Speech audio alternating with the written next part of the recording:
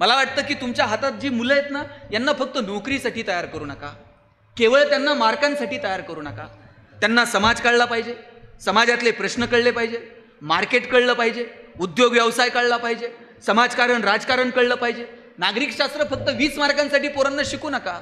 त्यांना राज्यघटना समजली पाहिजे, त्यांना मूलभूत तत्व समजली पाहिजेत, त्यांना देश त्यांचा वाटला पाहिजे, त्यांना त्यांची माती त्यांची वाटली पाहिजे.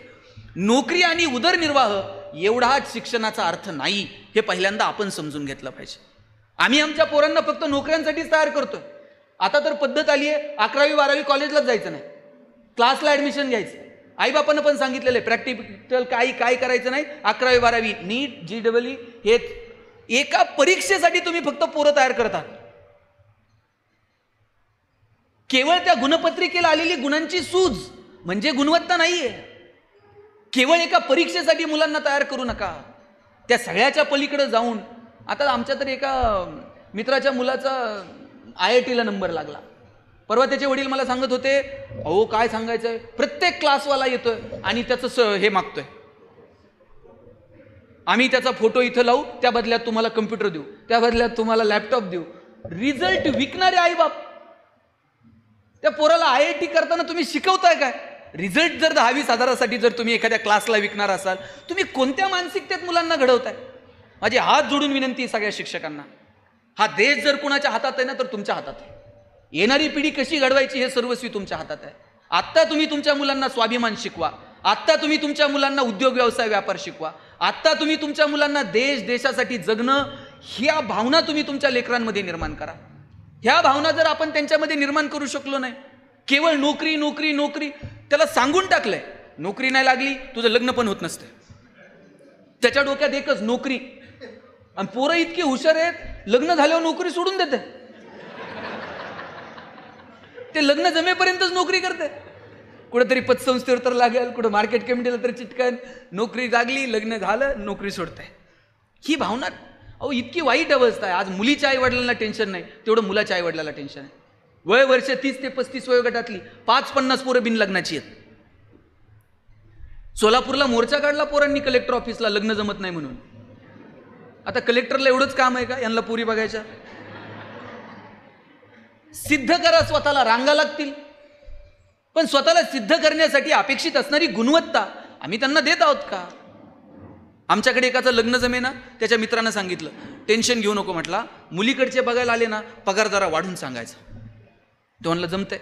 मुलीच्या वडिलांनी विचारलं पगार किती? हा म्हणला 1.5 लाख. मुलीचे वडील म्हणले तुझ्याकडे बघून तर वाटत नाही 1.5 लाख असेल. हे म्हणताय तसा फिक्स 1.5 लाख आहे, कटिंग करून 8,000 हातात येतो म्हण. तुम्ही किती दिवस स्वतःला फसवणार आहात? अरे लात मारील तिथून पाणी काढेल असं नेचर असलं पाहिजे.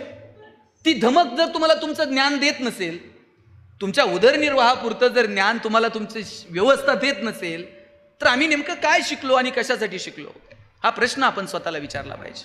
माझी विनंती आहे, उदरनिर्वाह हा शिक्षणाचा एक छोटासा टप्पा आहे, त्याच्यासाठी तर मुलांना तयार कराच, पण एक व्यापक दृष्टी, त्यांचा कॅनव्हास वाढला पाहिजे. व्यापक दृष्टीनं त्यांना जगाकडे समाजाकडे बघितलं पाहिजे. ही दृष्टी तुम्ही या लेकरांमध्ये निर्माण करा. परवाचा प्रसंग बघितला आपण, MPSCचा अभ्यास करणारे 2 मुलं मुली, त्या मुलीचं सिलेक्शन झालं आणि मुलाचं झालं नाही. त्या मुलानं त्या मुलीला कुठे गडाच्या पायथ्याला नेऊन तिची हत्या केली. मी माझ्या अनेक मित्रमैत्रिणी MPSCचा अभ्यास करतात, UPSCचा अभ्यास करतात. मी ज्या वेळेस त्यांच्याशी गप्पा मारायला जातो ना, मला त्या पोरांचा हेवा वाटायचा. ती मुलं बोलताना म्हणायची की दादा आम्ही जरी एखादी परीक्षा पास नाही झालो तरी आम्ही घटना अभ्यासतो, आम्हाला भूगोल इतिहास कळतं, आम्हाला सायन्स कळतं, आम्हाला टेक्नॉलॉजी कळते, आम्ही जगाच्या स्पर्धेत टिकण्यासाठी अपेक्षित असणारं ज्ञान या 4-5 वर्षात ग्रहण करणार आहोत. एक परीक्षा नाही पास झालं म्हणून बिघडलं कुठं? लाखो लोक परीक्षेला बसतात, जागा शेकड्यात आहेत, हजारात आहेत, तेवढ्याच लोक नोकरीला लागणार आहेत. पण MPSCचा UPSCचा अभ्यास करताना घटनेनं एखाद्याला जगण्याचा अधिकार दिलेला आहे, कुणाला तरी नकार देण्याचा अधिकार दिलेला आहे. तुम्ही जर कुणाचा नकार पचवू शकत नाहीत, कुणातरी एखाद्या मुलीचा जगण्याचा अधिकार तुम्ही तिला देऊ शकत नाहीत, तुम्ही कसला डोंबल्याचा MPSCचा अभ्यास करता? मला वाटतं ही दृष्टी आपण आपल्या मुलामुलींमध्ये निर्माण केली पाहिजे. कालचं प्रकरण बघितलं मणिपूरचं, काय तुमच्यात मतमतांतर असतील 2 गटांमध्ये, कुठलं सरकार असेल नसेल तिथे काय माहीत नाही, पण जर एखादा आपला द्वेष व्यक्त करत असताना तुम्ही जर एखाद्या महिलेवरती अन्याय अत्याचार करत असताल तर काय आम्ही जगतो नेमकं? माणूस म्हणून आम्हाला आमच्याकडे स्वतःच्या अंतर्मनात डोकवायची लाज वाटली पाहिजे. माझी कळकळीनं तुम्हा सगळ्यांना विनंती आहे. हे बघा, एका रात्रीत जग बदलणार नाही, पण तुमच्या हातातली 10-20 पोरं आहेत ना, ती मात्र सुंदर जगतील. त्यांना मात्र देश कळेल. एका रात्रीत तुम्ही सगळा समाज बदलू शकत नाहीत. एका रात्रीत तुम्ही सगळी, मी सुद्धा भाषणं करायला लागलो, मला वाटलं आपण फार भारी काहीतरी करायला लागलो. एक दिवशी वडिलांना म्हटलं, कशासाठी भाषणं करायची? समाजात जर बदलत नसेल तर हा वेळ का वाया घालवायचा? वडील म्हणले, समाज बदलल तेव्हा बदल. बोलून बोलून तू एकटा जरी सुधारला ना,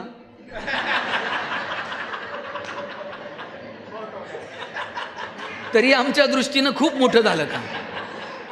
तेव्हा सर जग बीग बदलेल मला माहीत नाही, पण तुमच्या वर्गातली पोरं बदलतील की नाही? 4 पोरं तुम्ही चांगली घडवताल की नाही? अमर्याद क्षेत्रात मर्यादित काम करण्यापेक्षा मर्यादित क्षेत्रात अमर्याद काम करू.